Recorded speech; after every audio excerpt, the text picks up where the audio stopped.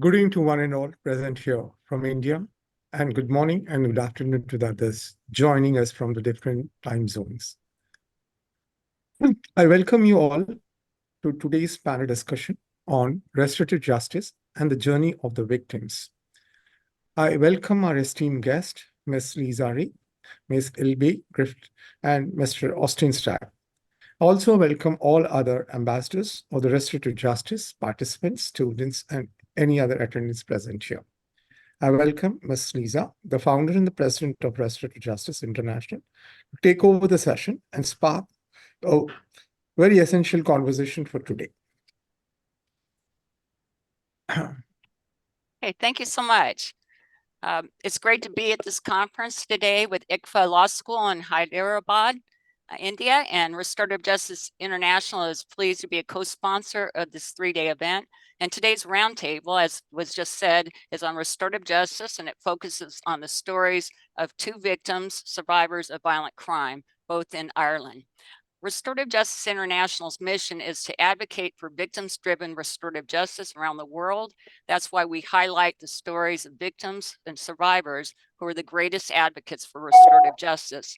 Each victim and survivor tells a story of his or her own journey, and each victim seeks the truth. Today's special guests are Alva Griffith and Austin Stack. Alva is a victim, a survivor of severe sexual assault that occurred in 2005 in Dublin, Ireland, when Alva was just 21 years old. She's a restorative justice advocate. She serves on Restorative Justice International's Global Advisory Council and was appointed as an ambassador of restorative justice.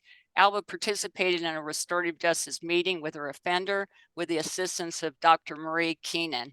Alva is a compliance manager working in the financial technology sector, and she lives in Dublin. Alva, it's great to have you today, and tell us your story. Thanks very much for that introduction, Lisa. And I just want to thank everybody for the invite today. I'm really happy to be here and to participate in the conference. So as you've just said there, Lisa, I was a victim, and I suppose today I just wanted to take you through my story and how I feel that restorative justice was the key to help me move from a victim to a thriving survivor. So my story began many years ago when a man who was a stranger to me physically attacked me, sexually assaulted me, repeatedly choked me, and threatened to kill me.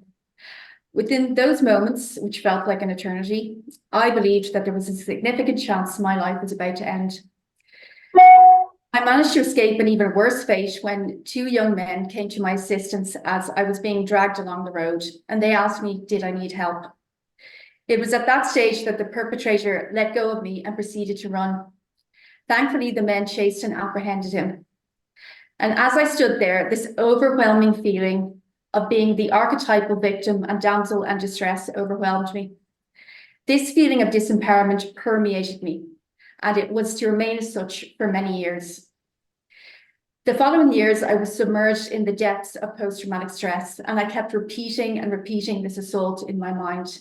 Every aspect of my life, from my physical and mental health to my personal relationships, was affected.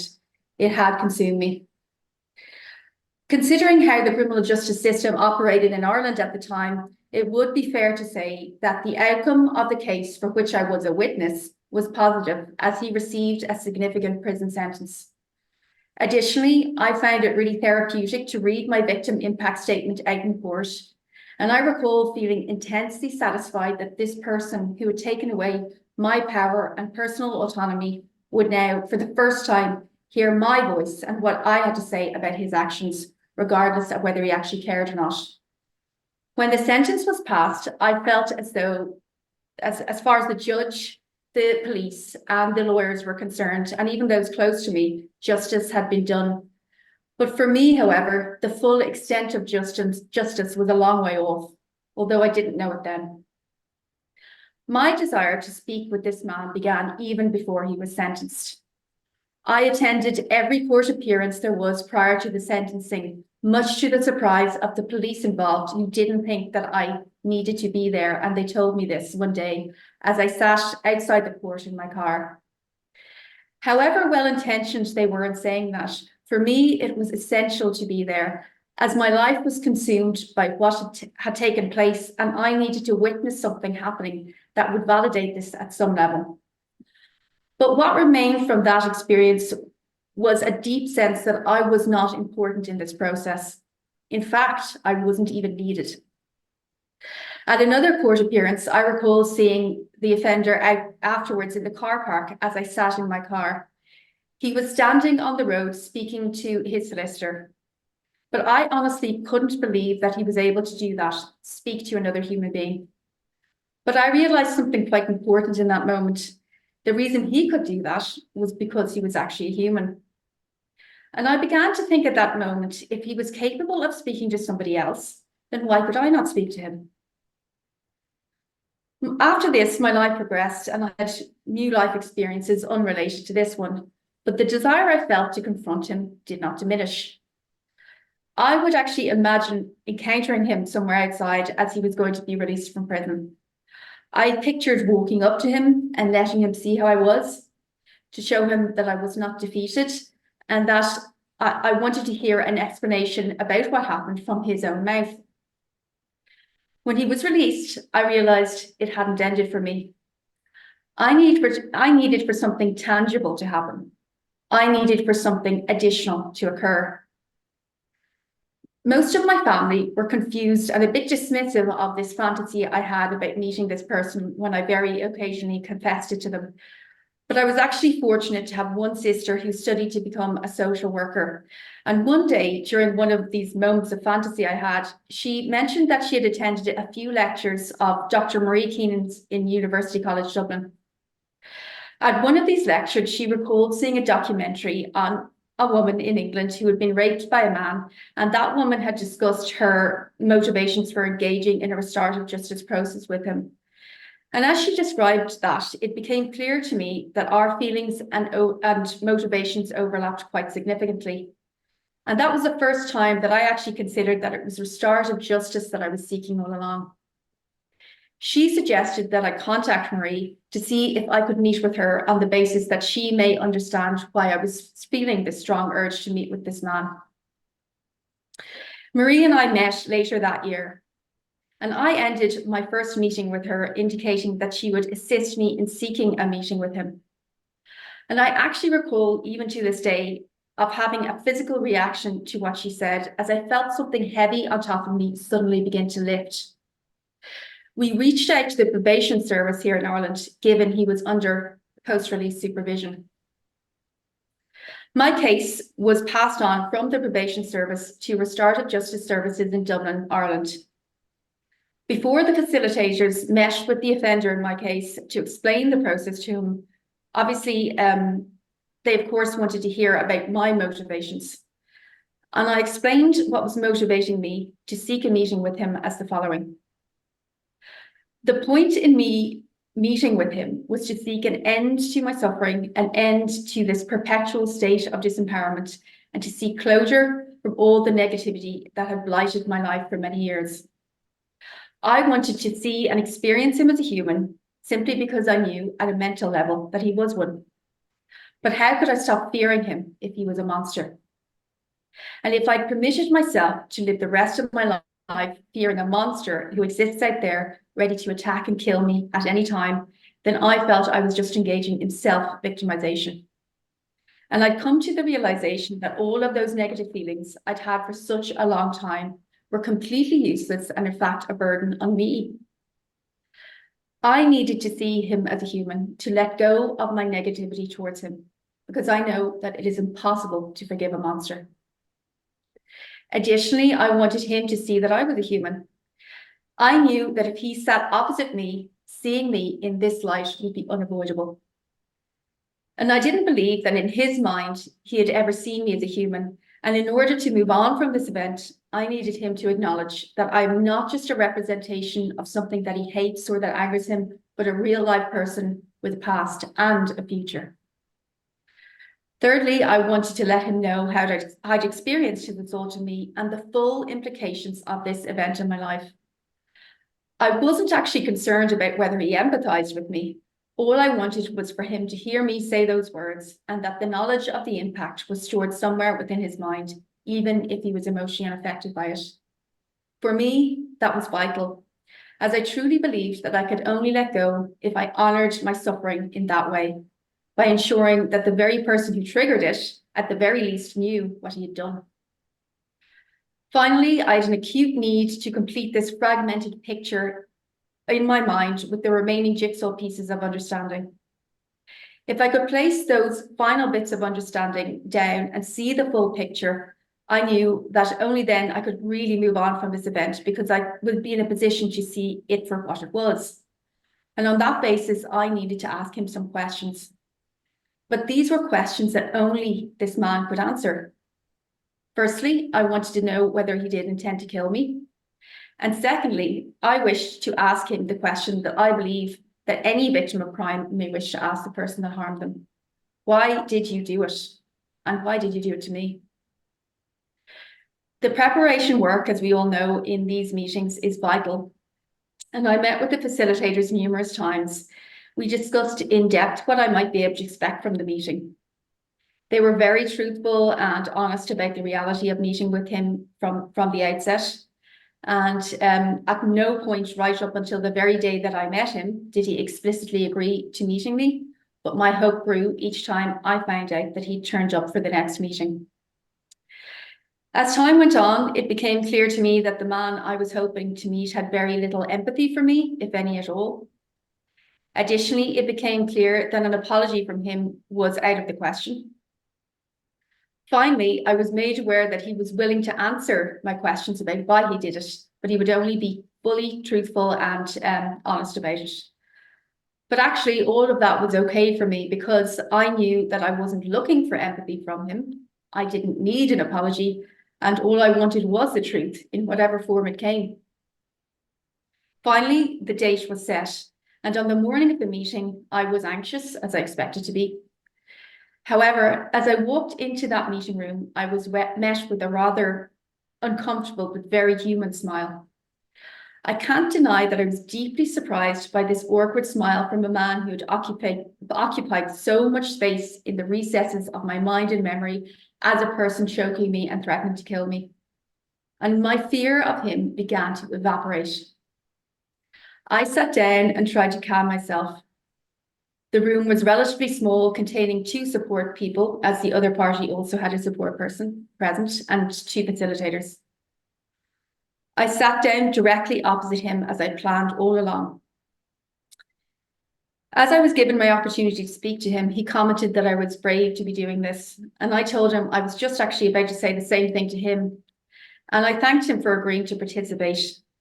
I told him that he was courageous, because I will always believe that he was, to be able to listen to what I was about to tell him.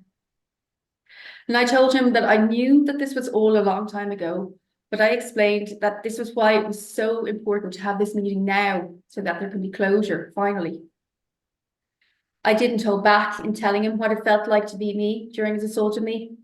I didn't gloss over the aftermath or how it changed my perception of reality. I am unsure whether he understood all of what I said, but I do know that he's heard it. And all of the while, I was able to look at him directly with no real fear. Sometimes he would look down, but I knew that he could hear me, and for me, that was enough. And I had planned to wish him success in building a new life for himself, as I wanted to convey to him at some level that I'd forgiven him so I could let go of the past.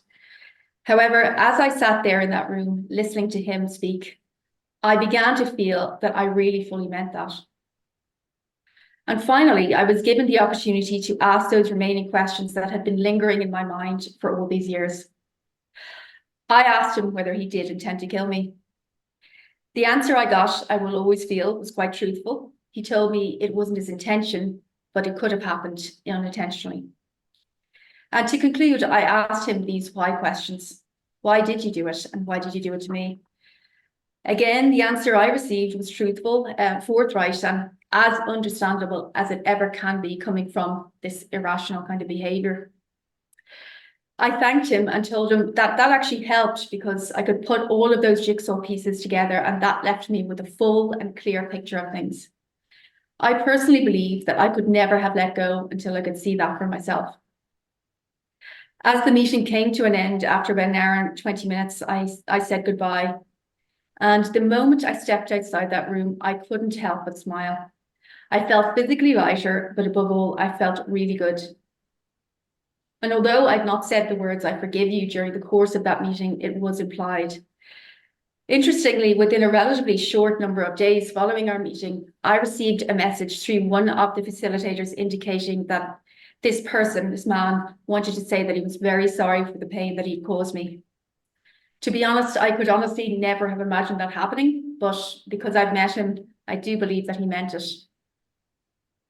For me, this experience has been invaluable, and I've never regretted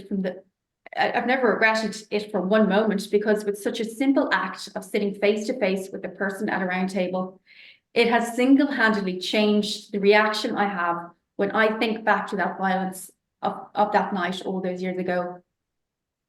When I think back now, I'm automatically catapulted to this restorative justice meeting.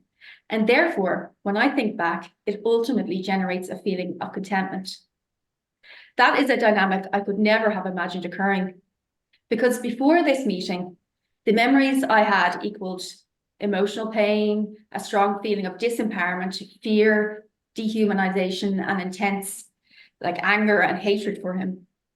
But now, when I think back to that night, those memories of it generate a strong feeling of contentment, empowerment, and some compassion. And I know that for me, no amount of therapy could ever have achieved that. Restorative justice for me has always been about improving my quality of life, and it was about my liberation from the crime, and I do believe it's achieved that. Since I've engaged in it, if I'm being honest, sometimes I struggle to recall some of that past suffering. This isn't due to the passage of time. The memories of my trauma during the assault will forever be etched in my mind when I choose to recall them, but I mean the emotional pain attached to them. That's the pain that failed to shift with time. And that is the pain that I now struggle to actually recall. And for me to have come full circle from that is truly a gift. So just to conclude this afternoon, we all know that restorative justice is happening across the world globally. I personally have spoken to many victims, and the feedback I'm getting is that at the very, very least, it's helped them. But for many, and certainly it was for me, it can be utterly life-changing. We often hear about the justice gap for victims, and it is my fundamental belief that restorative justice is the primary way to close that gap, as it helped me move from victim to thriving survivor. Thanks very much. Thank you so much, Alba. And Restorative Justice International points to her story all the time around the world, because often there are those who don't think that restorative justice applies to sexual offending. And we say that's not true. And also, Alba, can you just quickly mention the film that you were in? Sure. I took part in the creation of a film called The Meeting. It was directed by an Irish director, Alan Gilsonan, produced by Tomas Hardiman, and it's available online, excuse me, and it just depicts the kind of minute by minute restorative meeting that I had with the perpetrator in my case. Excellent. And also for those that are listening, you can find our podcast with Alba on our website, sorry, at Restorative Justice International, and look for that podcast. And Dr. Marie Keenan is also on that podcast with Alba. Thank you so much, Alba, for your story. It's unbelievable. Thank you. So we'll move on to Austin Stack. You've already been introduced to him, but I'll introduce him again. Austin is the founding member of the Independent Victims and Survivors Coalition and is a campaigner for a post-conflict commission in Ireland. He's the son of Brian Stack, the chief prison officer in Portlaoise prison, who was shot and fatally wounded by the IRA, the Irish Republican Army, in 1983.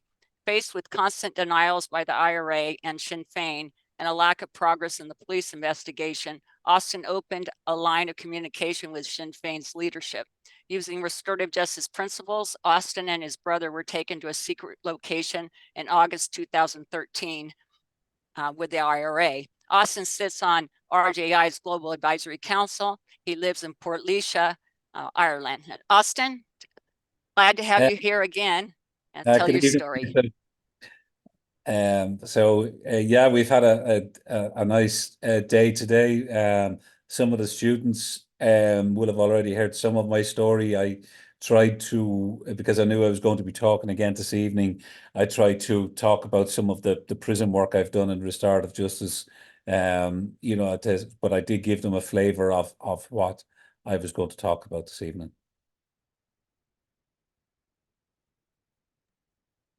Okay, you can go ahead then. Do you want to?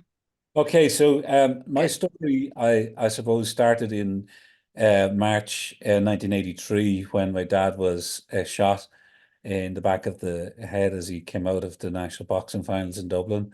He was chief prison officer in Portlaoise Prison, and at the time, Portlaoise housed a lot of IRA prisoners and INLA prisoners who were the terrorists operating in the Troubles at the time. Portlaoise would have had a lot of them because of the Criminal Law Jurisdiction Act, which allowed the Republic of Ireland to put on trial prisoners or offenders who had committed terrorist acts in Northern Ireland. And the IRA considered themselves prisoners of war, and they were always trying to escape. And my dad was one step ahead of them, so basically decided to take him out. So my dad didn't die on that night. It was actually coincidental. Two doctors from Belfast came out of the box and saved his life that night, and he was rushed to the hospital, and he was in a coma for 6 months, and then when he woke up, he was paralyzed from the neck down and very badly brain damaged, and he stayed with us for another 12 months before he passed away. So he passed away in September 1984 as a result of his injuries. So initially, the media were reporting that it could have been non-aligned or dissident Republicans that carried out the attack, or it could have been some Dublin criminals. And, you know, that's a narrative that even the Gardaí came back with in 2011, which I found quite extraordinary. But I always had a hunch that it was the IRA had carried out the attack, but I had no real proof. I did get some information then, kind of around 2011. I got some solid information from a reliable source that gave me the names of the two individuals that were involved on the night, and also gave me the name of the individual who carried out the attack. So I and my family decided that we were going to try and campaign to get some justice for my dad. And we started meeting Gardaí again around 2009. There had been no communication between my family and the Gardaí from 1984 to 2009, apart from one letter that my mother wrote when I joined the prison service in 1991, asking had there been any update. And she got a one-line letter back saying that the case was still open and under investigation. And that was the only communication we as a family had. In the intervening time, I suppose the effects of what had happened to my dad, people talk about victims and secondary victims. And I mean, I also bring intergenerational victims into this, because my kids have been affected by this as well. You know, so my family had huge amount of effects on us growing up. Simple things like we had to get the house, we had to build an extra room at the house when my dad came home from the hospital, a special room for an individual that needed a lot of care. And we had to buy a new car, simple things like that. My mother's bank accounts, the joint accounts, were frozen after my dad died because there was going to be an inquest. And little things like that my mother had to go to the bank and get a loan until the criminal injuries money came through and until her pension came through. You know, in school, I had very negative school outcomes. I didn't want to be the kid that everybody was looking at. His dad was shot, his dad was murdered. So I tried to be somebody else, and I became the class clown. I didn't particularly do well in school, and I ended up going into a course in third level that I had no interest in. You know, so there was a lot of things like that. My sleeping patterns were not good at all. I used to maybe lie awake in the bed until 2 or 3 o'clock in the morning, wondering and what happened to my dad, why did it happen, who did this. The other sleeping pattern would be I would go to sleep and then wake up at 2 or 3 o'clock in the morning and not get back to sleep. I also talk about, you know, there was one specific thing that opened my mind to intergenerational effects. And again, it shows you how the terrorist can re-victimize. Gerry Adams was on the leader of Sinn Féin was on Irish television about 2 months before I got the admission of guilt from them, and he was asked about my dad's murder, and he quite clearly said he didn't know anything about it. And I kept I would record it and I kept replaying it. And my young son looked up at me. He was 9 years of age at the time. And he said to me, Daddy, that man says he didn't kill Grandad Brian. Well, why don't you believe him? So the fact, if you tell a lie often enough, you get people to believe you. But here is my son, so it's gone down to the next generation. So I started writing articles for the papers, opinion pieces and things like that, particularly around the time of the 2011 presidential election in Ireland.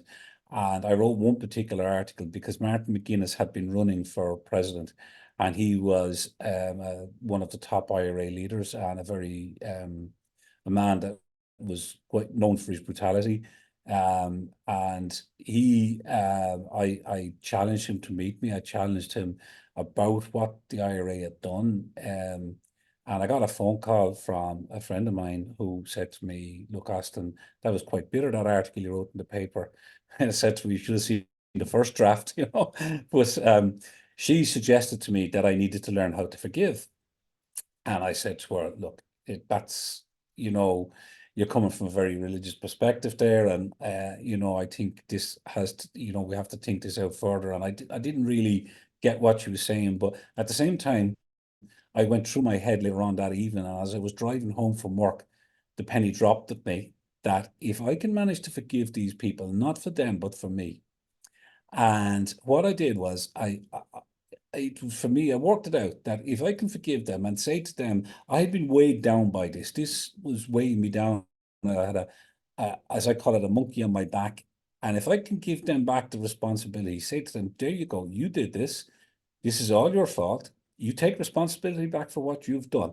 I'm giving you back your monkey. You deal with it now. I forgive you, and I can now.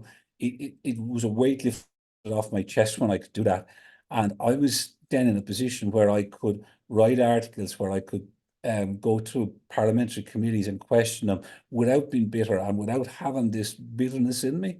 It also meant that I could sleep.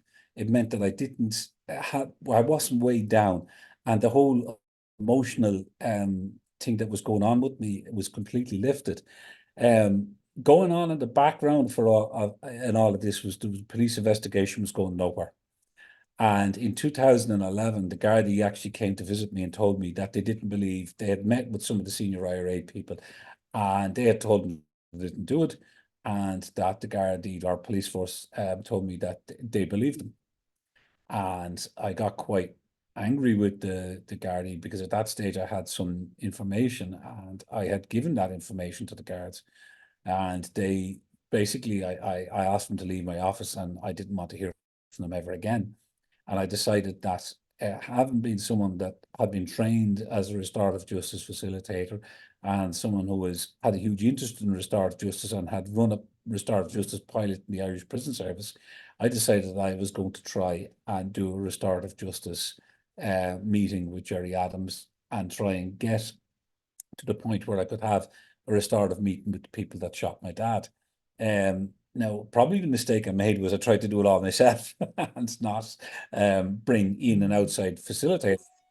But I had to try and get Adams first, the leader of Sinn Féin, to agree to meet me. And I wrote an article again in the paper asking him if he would meet me. He wouldn't do so. I wrote letters, ignored. But eventually got to the point where I challenged one of his people on the radio. And when that happened, they agreed to meet me.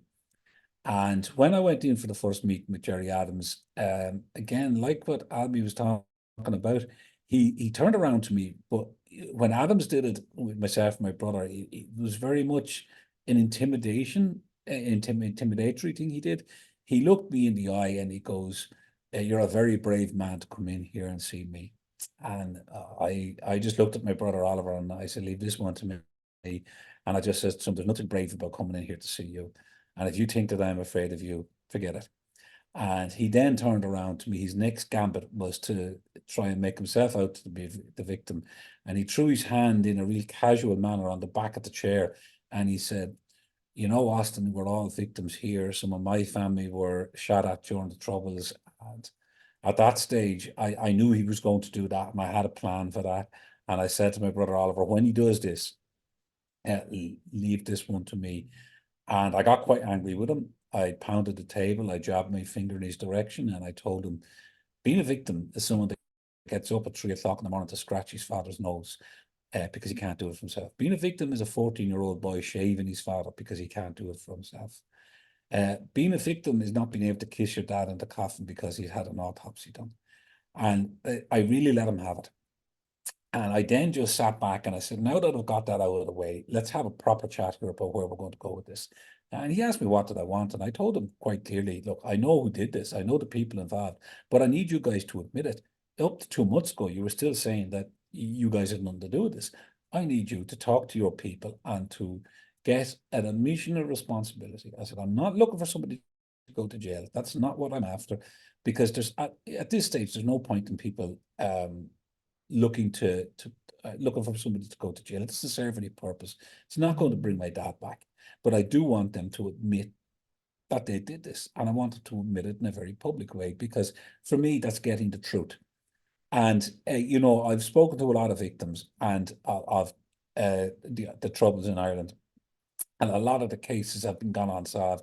I did a piece of research, and in that research at the time, there was 96% of the cases were unsolved.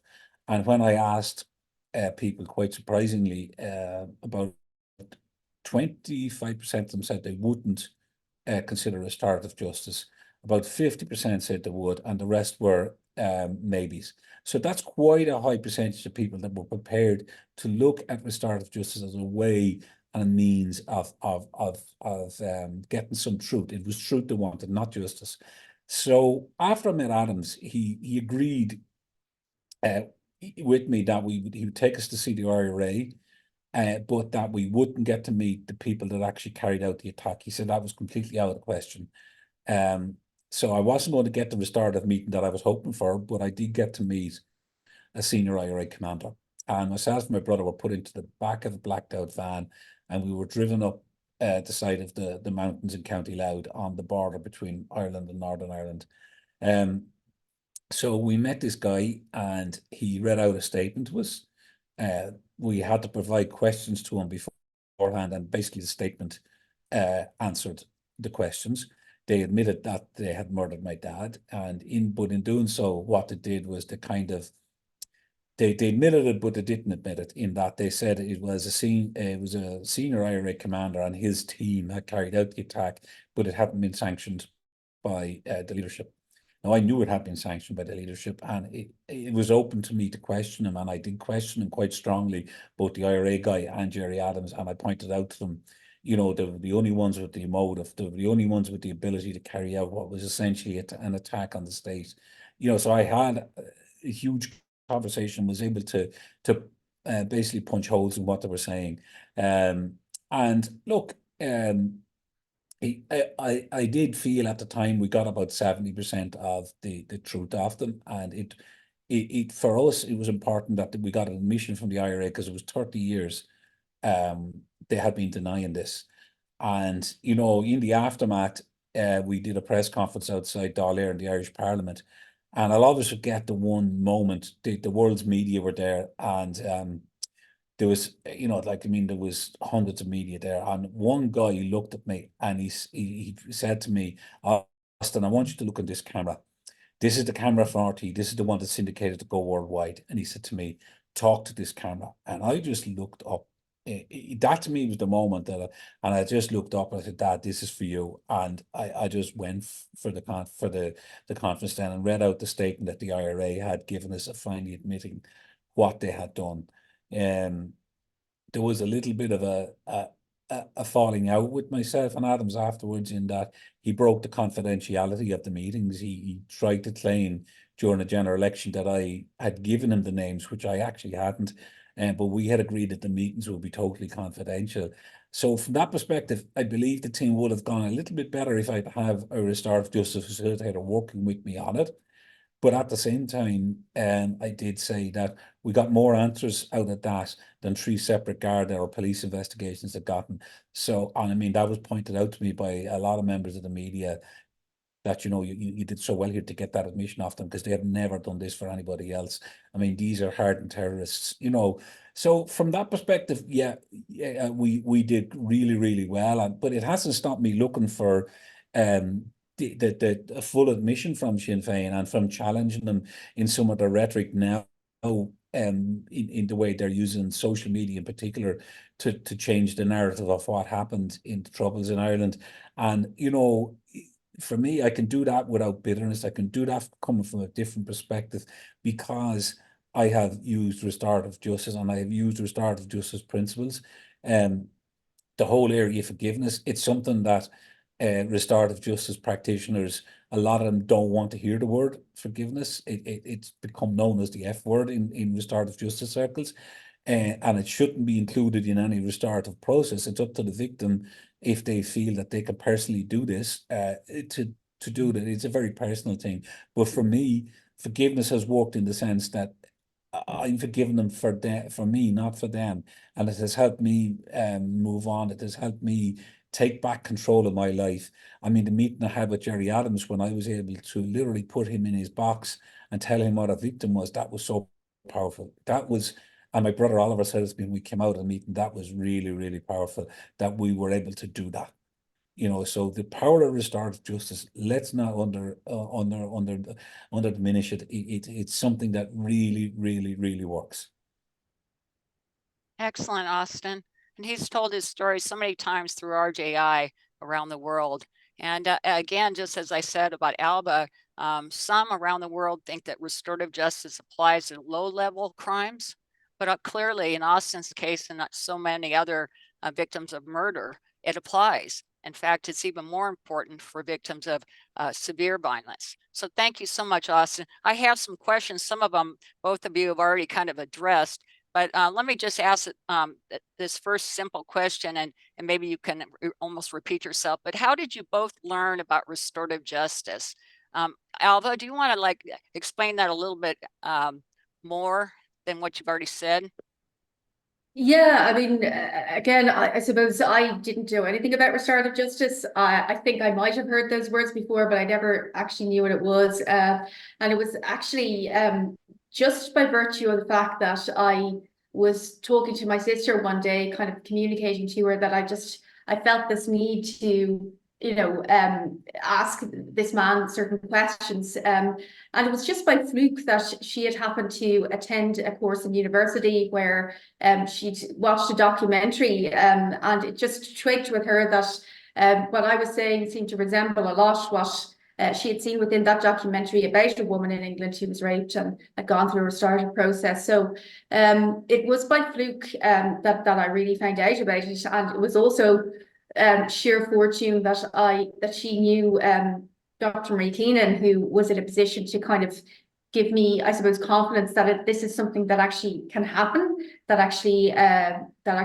works, and it's a thing. It's actually a process that people go through, and so I was really fortunate. And interestingly, Lisa, I mean, I've spoken to a lot of victims here in Ireland in recent times, and the tragic thing in my view is that for a lot of those people, they kind of only stumble upon it like I did. So I've heard a lot of stories of where victims have called up a prison service to ask, and they go in and visit the offender or whatever, and then they're told, well, no, I mean, that's not really what we do here. You're better off contacting, the probation service for a restorative process, and that's how they find out about it. So that's what kind of motivates me to advocate and let people know about it, because I honestly think I would have had my restorative process a lot sooner if I knew earlier about it.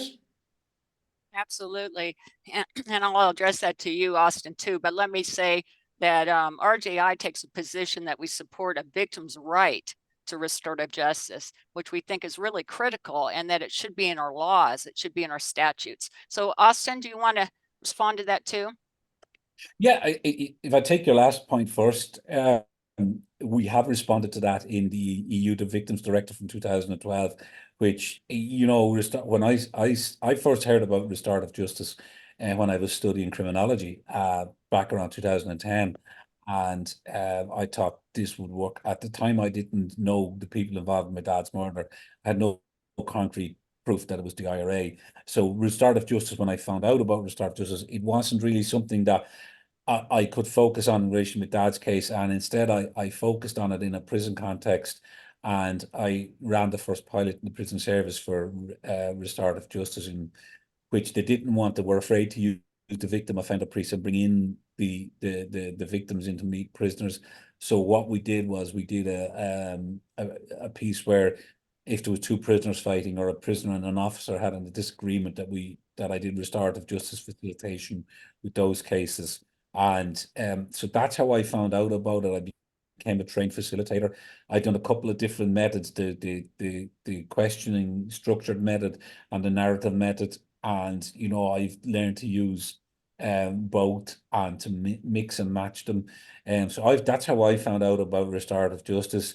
And since that has happened, you know, with the EU directive, the Victims Directive, there are more and more restorative meetings happening in prisons with the victim coming in. It's done through the prison service in Ireland has asked the probation service to take the lead on it. So the victim, if they want restorative justice, makes contact with the probation service. If they make contact with the prison and they contact me, what I do is I link them in with the probation service, who then come back to me once they've done all the groundwork on it. Very good. Yeah, obviously it opens the door to a lot of questions about restorative justice and access for victims.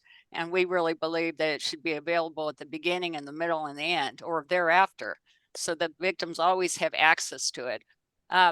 Let me ask you this question too, and I think both of you have addressed this, but I want to kind of hone in again.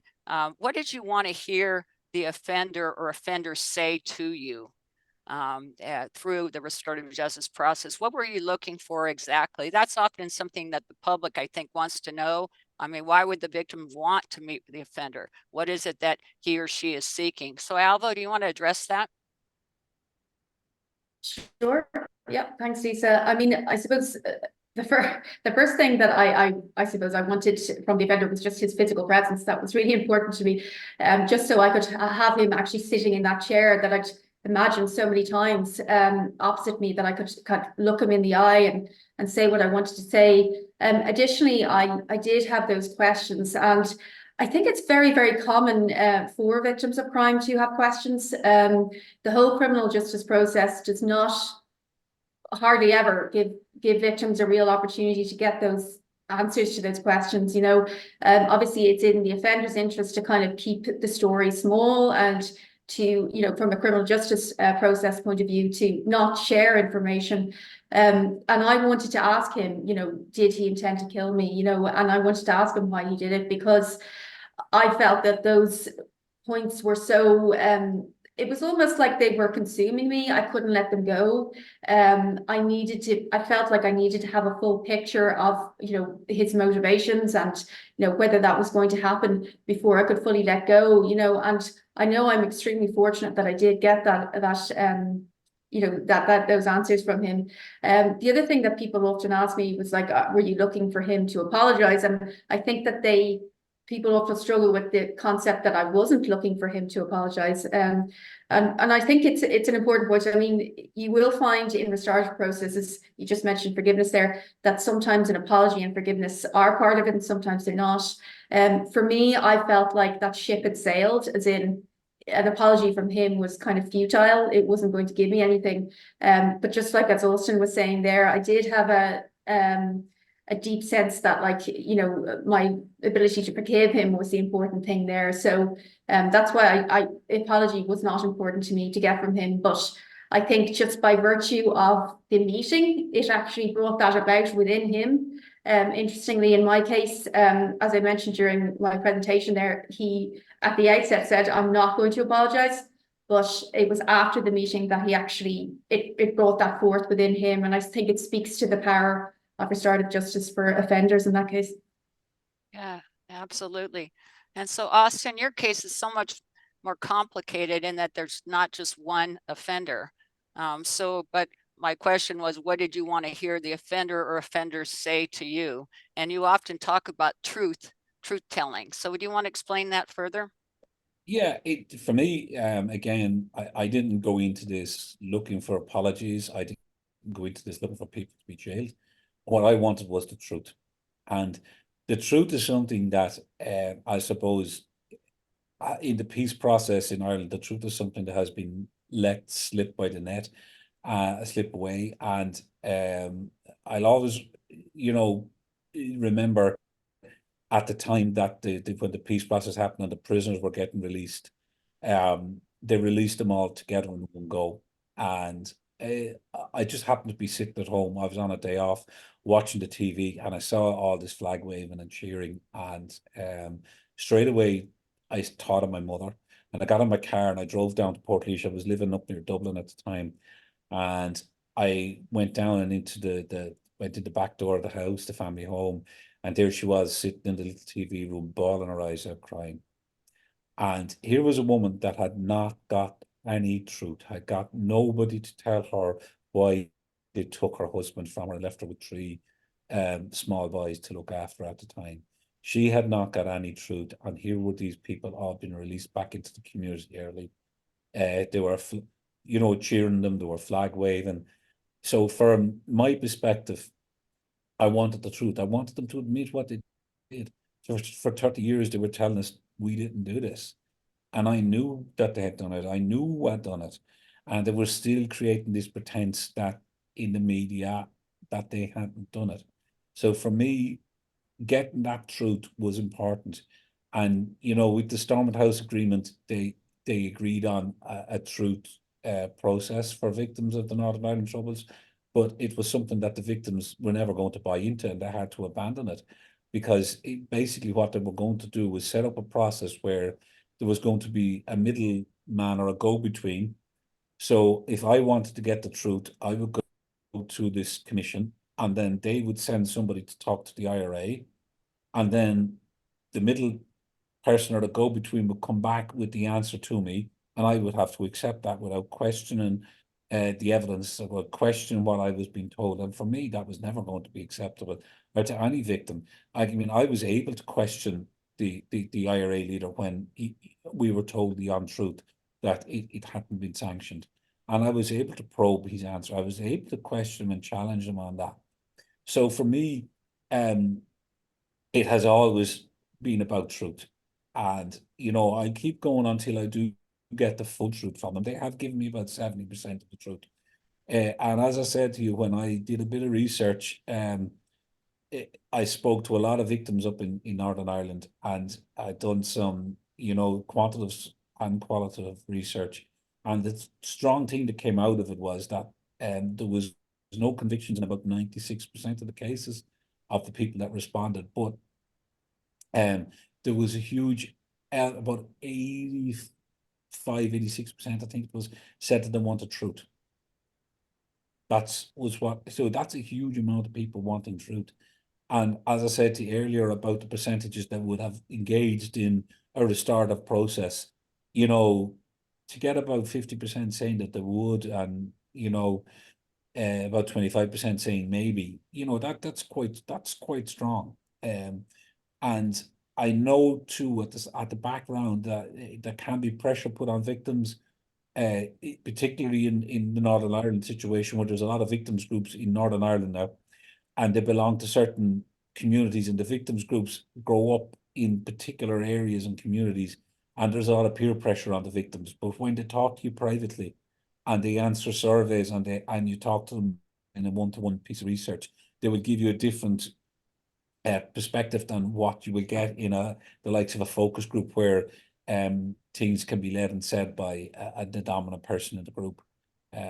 So it's truth. It's about truth. Yes, great. Okay. I have two more questions and then we'll close.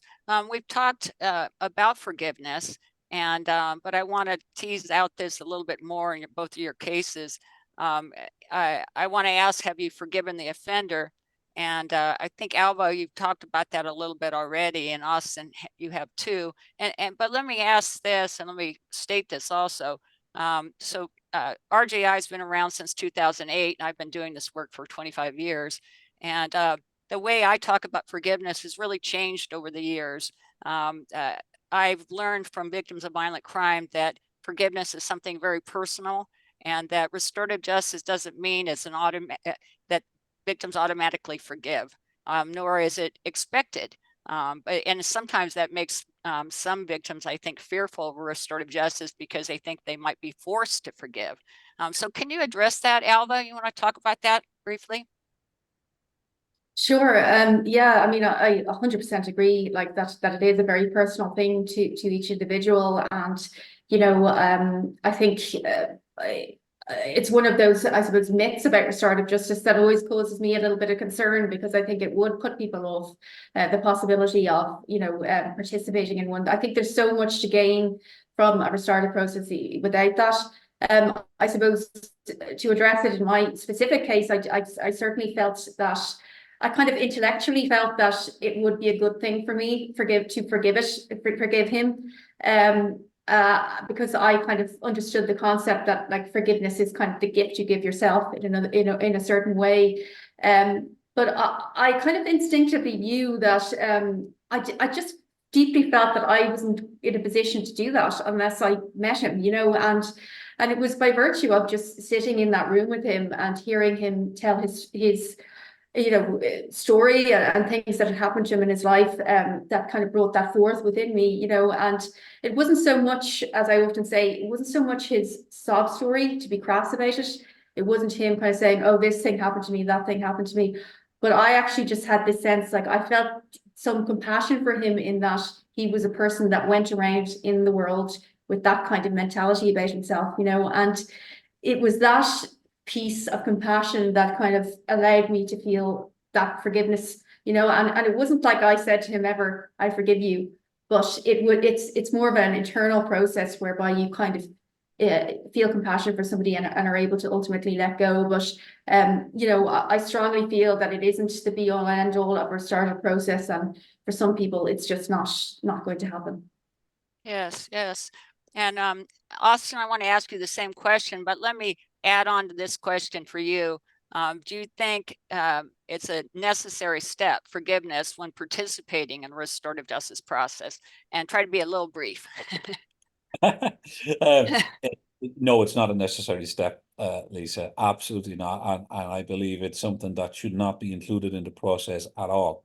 And it's something that if the victim at the end of the process wants to go there, yes, then it's very specific and very personal, and it should not be forced upon anybody. I don't believe it should even be mentioned when somebody is being prepared for a restorative conference, and it's something that comes from your own personal. If it's something that you feel that is needed, and you know, it can take people, can catch people unawares. I did a BBC program after Martin McGuinness died, and it was a live in studio show up in Belfast. And the questioner asked me, did I forgive Martin McGuinness, because he would have been chief of staff at the IRA at the time when my father was murdered. And much to the dismay of him and everybody else in the room, I said, well, yes, I do forgive him. And you could hear a penny drop in the room. It was that, you know, the reaction I got. And when I came out, my phone was alight with abusive messages from people who were on the other side of the coin, until someone that had heard me talk about giving them back their monkey and forgiven for me, not for them, explained it to them, and then they kind of started saying, oh, okay, maybe you had a point. But you know, it's a deeply personal thing. Yes, and we tell the stories of many victims that do forgive, but as both these survivors have said, it's not absolutely essential or required, let's say. And the last question is, how do you think our justice systems can better provide opportunities to participate in restorative justice processes? And what is missing in your view? So Alva, and this is the last question. Sure. So my sense of this is, obviously, we know it varies from jurisdiction to jurisdiction quite a lot. You know, I've heard examples of certain European countries, I think it's Belgium perhaps, where, you know, if you report a crime to the police there, like you're kind of automatically given a leaflet where that describes restorative justice, and you can essentially avail of it at any stage during the criminal process.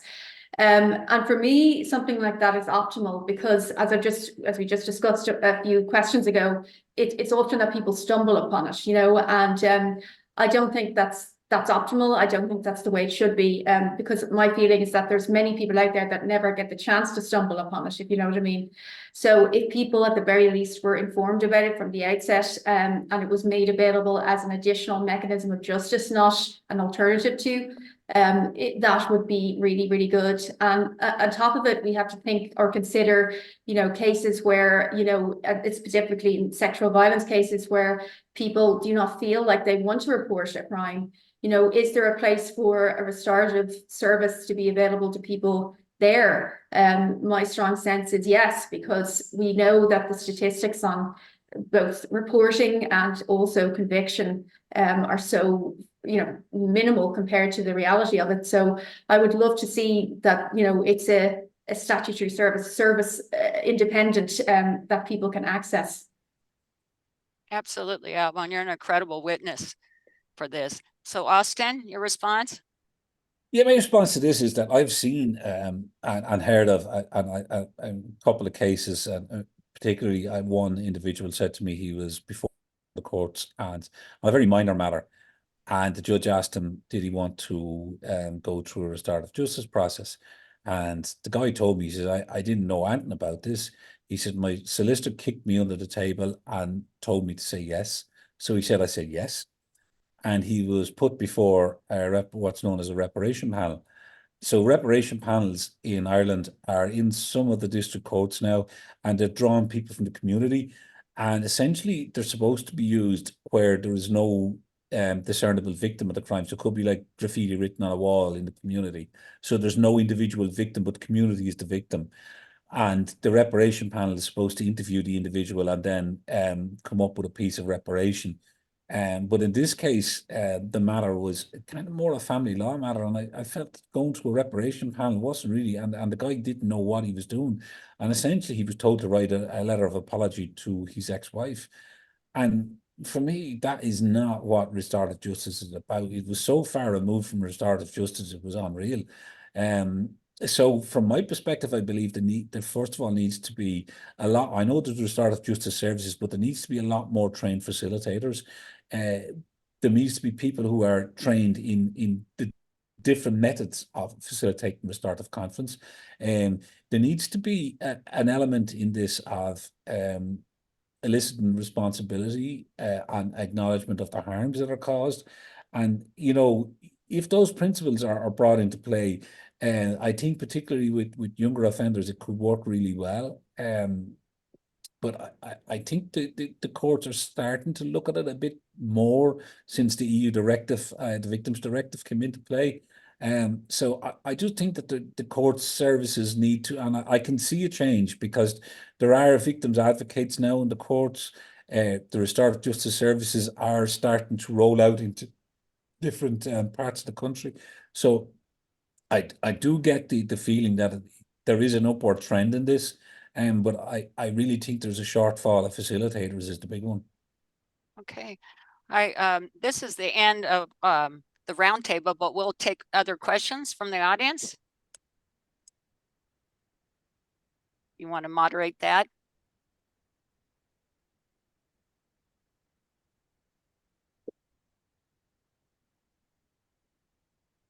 I'm not sure who's doing that. And Wisha, or you? Yes, Lisa, Dr. Jen, be doing it. We have questions put in the chat box. Yeah.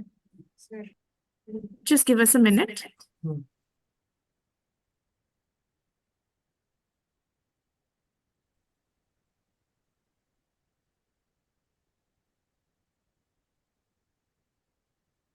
And let me just say as filler here, again, that RJI takes the position of It's important to get in our laws that the victims have a right to restorative justice, because when you look at that, then that applies to our laws as soon as somebody's victimized, that restorative justice would be offered early in the stages.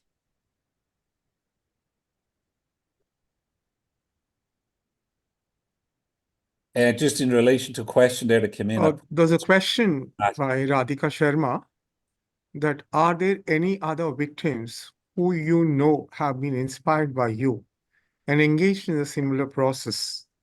How do you feel? How do you feel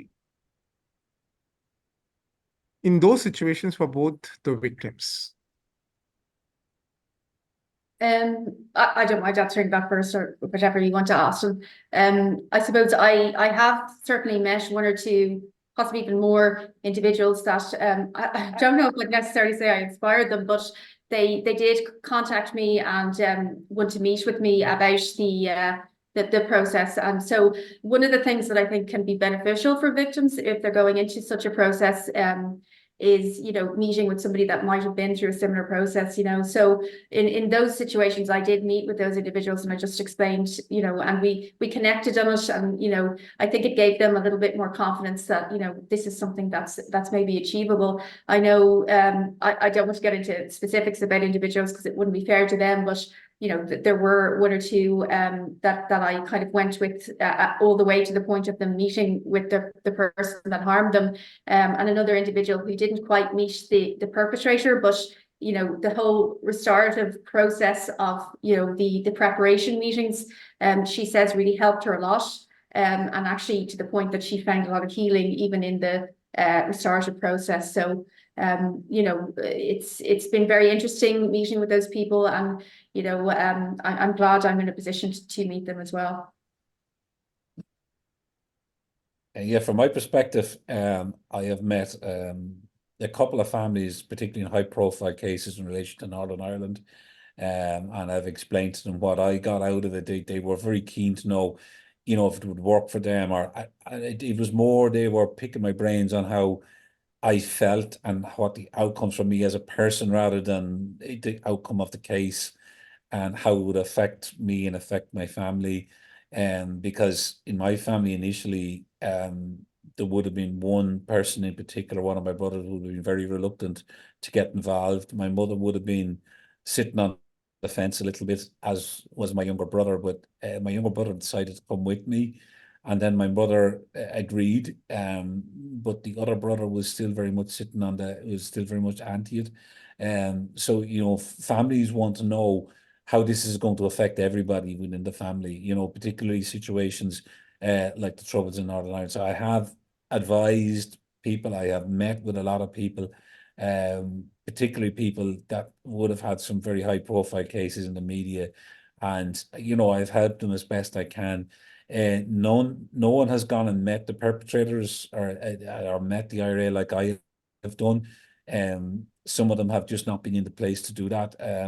One guy told me that he would definitely do it, but the rest of his family would not allow him to do it. You know, so there is it's not just an individual person, there's a whole family to consider. Let me address that too, just to say that RJI has met with hundreds of victims of violent crime who have participated in restorative justice after violent crime. And so many of those stories are told on our website, and you can find it at the website under news and podcasts. But since I first started working in this field, and that was in the 1990s, I remember first meeting a woman in California whose husband was a sheriff's officer, and he was killed in their home, a home invasion, and also her daughter was raped before her.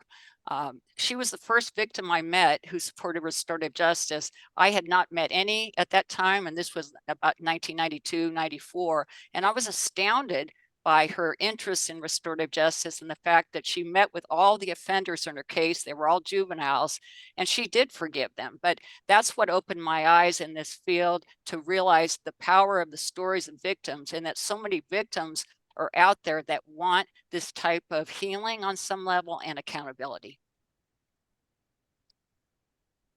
There's another question by Durga. It is not easy meeting a person who has caused so much agony to you. How does one try and restore the harm caused to them? How does one begin the process of restorative justice? Alba, you want to try that one?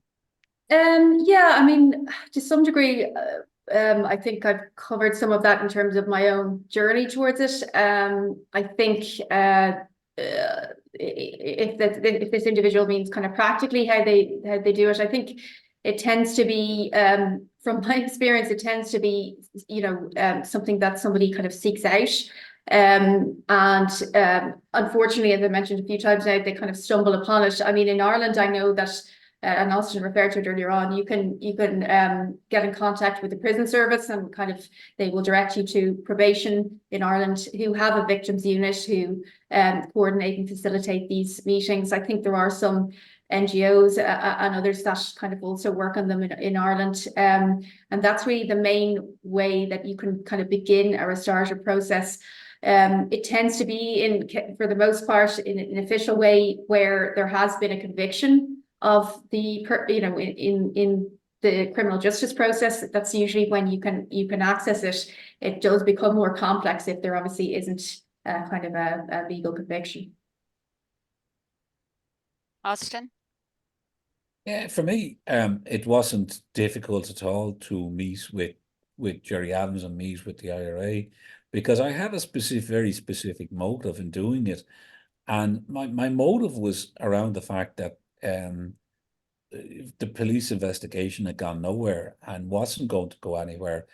And for me, it was a means to an end. And I said to my family, look, we have to do this. The police are not helping us here. It's the only way. And if we can get them to make this admission, I mean, we'll have achieved something that 3 separate police investigations haven't done. So for me, I had no difficulty in meeting with them. And I did a very peculiar thing.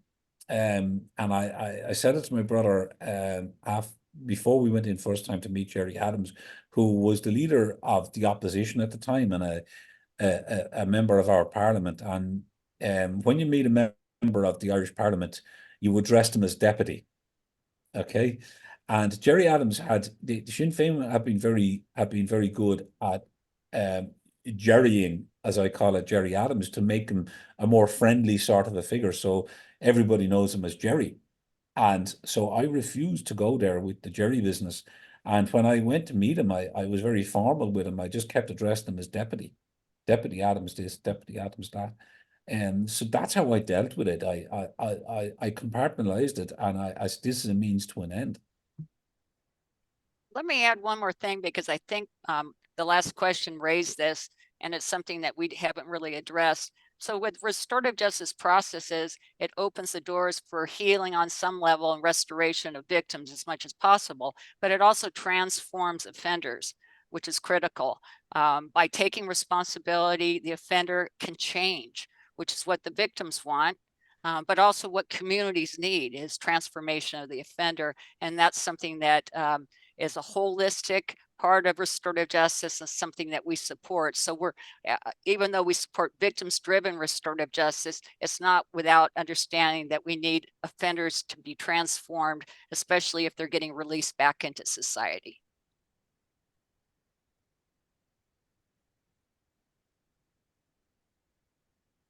Any other questions? Yes. In India, our media has remained very interested. So we cannot help but ask the role of confidentiality plays in the restorative justice process. Could you highlight about that in respect of your jurisdiction? Yeah, Alba, I mean, do you want?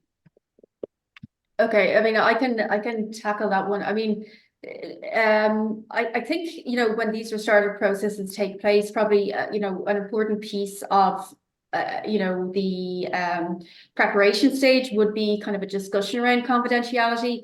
I think a lot of it is inferred that, to a degree, things will remain confidential. I will say that, interestingly, in my case, I had started advocating kind of for the use of restorative justice and my own experience even prior to actually meeting with the perpetrator in my case. I attended a couple of different lectures explaining to people why I was seeking it.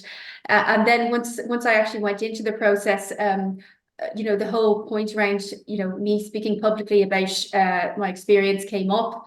And I did, the perpetrator in my case was a bit concerned, and he kind of suggested, you know, that he didn't want that to take place. But obviously, you know, there needs to be, it needs to be made clear that obviously people don't have control over other people in that situation.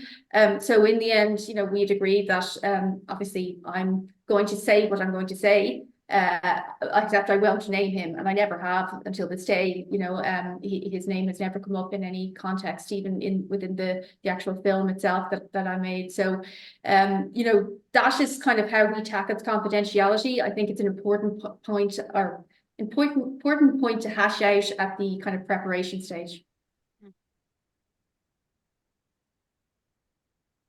Other questions? I had a question. Am I being audible? Yes. Yeah. I think both Alave and Austin, both of you mentioned, I think in Austin's case, it was the probation service, and in Alave's case, you were transferred to the restorative justice service from the earlier thing. So I wanted to ask you, how much would you, do you think the role of the criminal justice system as such matters, and how much do we need to incorporate restorative justice at legal system levels, as opposed to, say, the role of the community or the role of social services? How much do we need to incorporate it at the institutional level, and how have the criminal justice institutions actually helped you in seeking the restorative justice process? Austin? I mean, I can just say for myself, you know, I think I suppose the thing that I always advocate for is that restorative justice is certainly in serious crime, you know, crimes against the person should primarily be victim initiated. Certainly in sexual violence cases, or in, you know, loss of life cases, it would be important that the victim is kicking that process off, that the victim wants it and is seeking it out. I don't think it should work in reverse. I don't think it would be appropriate. But having said that, I think the role of the criminal justice system in this context should be that, at least in those cases, they're made aware of its, you know, the fact that it exists, what it is, and that they can access it by calling this number, you know, and or that they can, you know, put the request into the prison service, and the probation service will look after it, you know. But I think it's that lack of communication, that lack of the concept that it's actually a additional mechanism of justice that should be made available in parallel to the criminal process. That's really important, you know. And I think, Lisa, you mentioned earlier on, it should be made at every stage, and I completely concur, you know. I think it's a pity that I had to wait 9 years for it, but that was just simply because I didn't know it existed. So it's important that that is factored in once people report a crime. Absolutely. Austin? Yeah, just in relation to that, I again, as I spoke earlier about, I think this has kind of really come on in the last few years, particularly in the Irish context, that in the courts now, there is a victims advocate. It's a new, they're volunteers, and they go to the court sittings, and they're there to, as a support for the victims, a victim support service. And there was, the reason I know quite a bit about it was a friend of mine up in County Monaghan actually was volunteering, and he has told me about what to do. So they go into court and they explain to them the different options, particularly, you know, they would explain to them about restorative justice. So it is something that the information is getting out there now. In the last couple of years, there is the EU Victims Directive, which is now has been brought into Irish law. So if the victim wants restorative justice, and again, I would agree with Avi that particularly in crimes against the person, has to be victims led. You can't have it the other way, because there could be re-victimization, re-traumatization. There could be ulterior motives. So it has to come from the victim in those circumstances. In other circumstances, it can be community led. But it is part of the Irish law now that if the victim wants restorative justice, it has to happen. There is a lot more restorative. The restorative services have branched out from Dublin into a lot of the county towns around the country. So there is a lot happening from what I'm aware of, in the court services at the moment in relation to it. But again, it's how, from my perspective, it's how do you get from the position where you're told about restorative justice by a victim's advocate in the court, and actually being given, sitting down with somebody like maybe Abby, to talk about their experience of it, and establishing that link, I think, is the next step. Let me just add on to it, especially from a global perspective and not just looking at Ireland. So what we've found, what RJI has found, is that prosecutors, they often have they have the first access to victims. So we believe that prosecutors need to make victims aware that restorative justice is an option. Now, that means that it does need to be institutionalized. It does need to be inside the criminal justice system, or they won't do it. They need to be required to do it. And there is resistance from prosecutors, district attorneys. And that's something that we've actually kind of fought against. We tried to educate prosecutors. We've tried to actually even support those who are running for office as district attorneys in the United States and elsewhere, to say, you need to understand that if you're trying to do what's right for the victim needs restorative justice. They need that option. And because often prosecutors or district attorneys run for office and say that they are representing victims. Well, we believe that for them to truly do so, victims have to have access to restorative justice, as Alva and Austin said. So, in just answering that question, we do think it needs to be inside the system and not particularly community-led. Community-led is kind of another layer, but in terms of meeting the needs of victims directly, we think it needs to be in the system. Any other questions, or are we about ready to close? We have one question from Sri Vaishnavi Priya. It states, so after RJ process, do you think will the offender commit the offense again? Could you repeat that? So after RJ justice process, do you think will the offender commit the offense once again? That is, even after the restorative process, is there a possibility for an offender to commit an offense? Good question. Alva? Yeah, I mean, I think through my, I suppose, attending many lectures on this with different experts, I mean, I think more study needs to be done in terms of the effect of restorative justice in terms of recidivism. So I think that that's something that needs to take place. However, I will say anecdotally, and certainly in my case, I certainly feel that it tends to have a significant impact on offenders. I mean, when we think of, in my case, somebody that spent 6.5 to 7 years in prison saying, I don't feel empathy for this person and I'm not going to apologize, to sitting in a room with me for 1 hour and 20 minutes and then the next couple of days saying, I'm sorry for the pain that I caused you. I mean, I think that speaks for itself in terms of, what has actually happened for that person. When did they start feeling remorse? When did they start feeling empathy, if any? And it was through the restorative process. So I can't say that will stop him from committing an offence again. I don't know, but I certainly think that it will make him think twice. And I even during the course of the meeting itself, I did mention to him, I'd like you to think that other people out there are the same as me. And, if you harm them, you're harming somebody just like me. So I did have the opportunity to say that. And, my hope is that he carried that forward in his life. Austin? Yeah, from my perspective, it's very difficult to know or to understand. And I don't think there's any great research being done on this. So the answer to that question will be it's too difficult to know. But like Abby said, I facilitate in particular 2 restorative conferences where the offender in each case was a very extremely violent individual. And without going into too much detail at the conferences, at the end of those conferences, one individual had beaten an 85-year-old man half to death with a hammer. And he had been writing out through his girlfriend's social worker, basically threatening her. And the social worker moved to the other end of the country to get away from the threats. I was very fearful, and I organised a restorative meeting between the 2 of them. And let's just say we went around, without going into details of the concert, we went around and around the circus a lot of times until the penny dropped. And there was one particular thing that I let the victim get a little bit angry on purpose. And when she did, she said something that triggered the offender.